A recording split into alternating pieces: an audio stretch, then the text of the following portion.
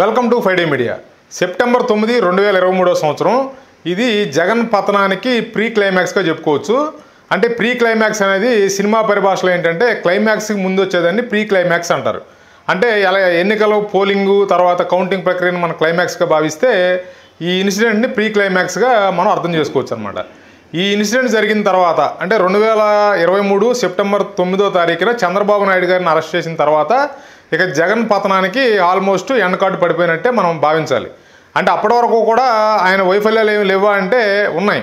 ఈ Jagan self goals అనే వీడియోని ఎన్నికలు జరగడానికి 6 నెలల ముందు ఫైడే మీడియాలో అప్లోడ్ చేయడం జరిగింది.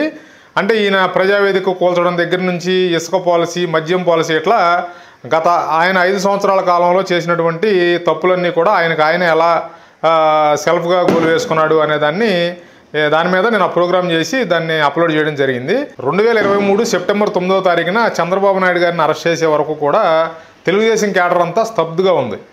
ఎప్పుడైతే చంద్రబాబు గారిని అరెస్ట్ చేశారో ఈ తెలుగుదేశం క్యాడర్లో కింద స్థాయి కార్యకర్త నుంచి పై స్థాయి నాయకుడి వరకు కూడా ఒక కసి, ఒక ఫైటింగ్ స్పిరిట్ ఏర్పడింది.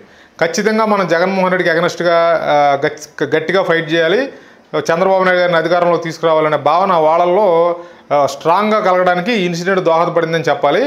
అదేవిధంగా ఈ ఇన్సిడెంట్ని చంద్రబాబు నాయుడు గారు కూడా చక్కగా వినియోగించుకున్నారు.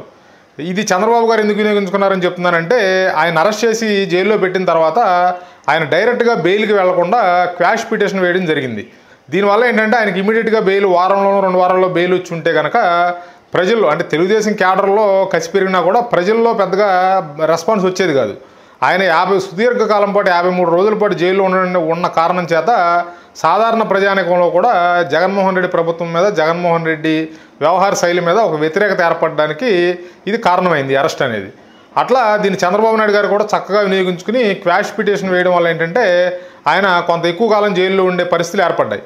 ఆ పరిస్థితులన్నీ కూడా ఆయనకు అనుకూలంగా మారినాయి అనమాట. చంద్రబాబు నాయుడు గారు ఎప్పుడు ఒక సెంటెన్స్ చెప్తూ ఉంటారు. అంటే అదేంటంటే క్రైసిస్ని ఆపర్చునిటీగా మార్చుకోవాలి అని. అంటే ఇప్పుడు ఆయన అరెస్ట్ అయిన క్రైసిస్ని ఆయన ఆపర్చునిటీగా మార్చుకోవడానికి ప్రయత్నించినట్టుగా అప్పుడు జరిగినటువంటి ఇన్సిడెంట్లు కనుక మనం పరిశీలిస్తే మనకు అర్థమవుతుంది. ఈ విషయాన్ని పవన్ కళ్యాణ్ గారు కూడా చక్కగా వినియోగించుకున్నారని చెప్పాలి.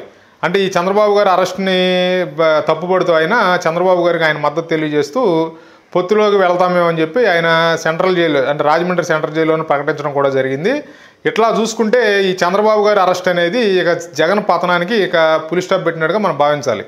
అప్పటి వరకు చేసిన తప్పులన్నీ ఒక ఎత్తు అయితే ఇది చంద్రబాబు గారిని అరెస్ట్ చేసి జైల్లో పెట్టడం అనేది అతిపెద్ద తప్పుగా, జగన్మోహన్ రెడ్డి చేసిన తప్పుల్లో అతిపెద్ద తప్పుగా మనం భావించాలి.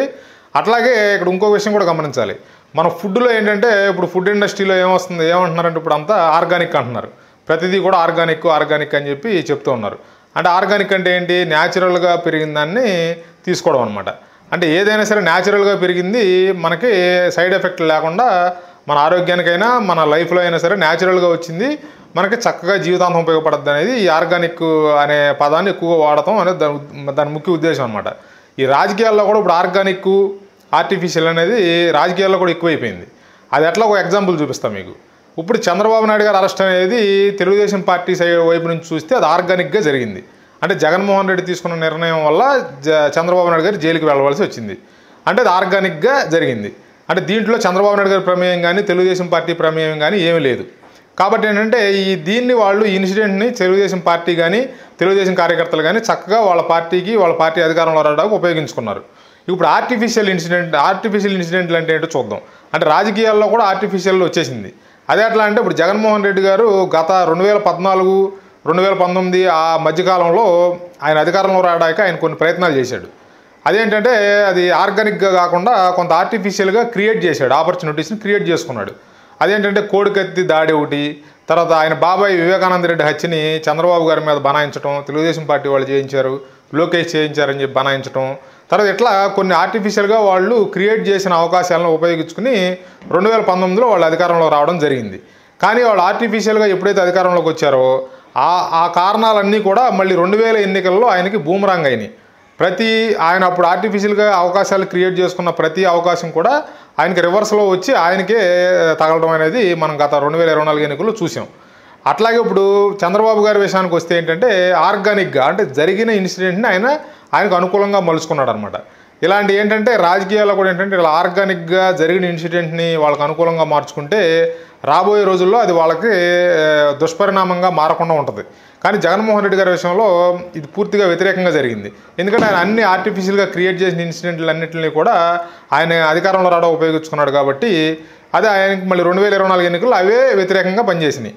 దీంట్లో ప్రధానంగా కమ్మ డిఎస్పీలు అని చెప్పి డిఎస్పీలని కమ్మ వాళ్ళకి ప్రమోషన్ ఇచ్చారని చెప్పి అదొకటి. తర్వాత అది వాళ్ళు క్రియేట్ చేసిన ఇన్సిడెంటే. తర్వాత తిరుమల తిరుపతి దేవస్థానంలో పింక్ డైమండ్ అని చెప్పి అదొకటి ఆర్టిఫిషియల్గా క్రియేట్ చేశారు. ఇట్లా కొన్ని అవకాశాలను ఆర్టిఫిషియల్గా క్రియేట్ చేసి వాళ్ళు అధికారంలో రావడం ఉపయోగించుకున్నారు. మళ్ళీ 5 సంవత్సరాల తర్వాత అవన్నీ కూడా వాళ్ళకి అధికారం కోల్పోవడానికి అవే కారణాలు అయినాయి అనమాట. ఇట్లా రాజకీయాల్లో కూడా ఆర్గానిక్ ఆర్టిఫిషియల్ అనేది వచ్చేసింది. కాబట్టి ఏంటంటే ఇప్పుడు చంద్రబాబు నాయుడు గారు సొంతగా ఏమీ క్రియేట్ చేయకోకుండా జగన్మోహన్ రెడ్డి చేసిన తప్పులనే అవకాశాలుగా మలుచుకుని ప్రతి స్టేజ్లో అంటే ప్రతి స్థాయిలో కూడా జగన్మోహన్ రెడ్డి తీసుకున్న తప్పుడు నిర్ణయాలని అంటే ప్రజలకు వ్యతిరేకంగా తీసుకున్న ప్రతి నిర్ణయాన్ని వాళ్ళ అవకాశంగా మలుచుకుని ఒక ఆర్గానిక్ పద్ధతిలో అధికారాన్ని అత్యధిక మెజారిటీతో చేపట్టడం జరిగింది. కాబట్టి ఏంటంటే సెప్టెంబర్ 9, 2023 అనేది జగన్ పతనానికి ప్రీ క్లైమాక్స్గా చెప్పుకోవచ్చు. అంటే కరెక్ట్గా సంవత్సరం క్రితం ఇదే రోజున జగన్మోహన్ రెడ్డి గారు చంద్రబాబు నాయుడు గారిని అరెస్ట్ చేయడం జరిగింది. Thanks for watching. Please like, share and subscribe 5D media.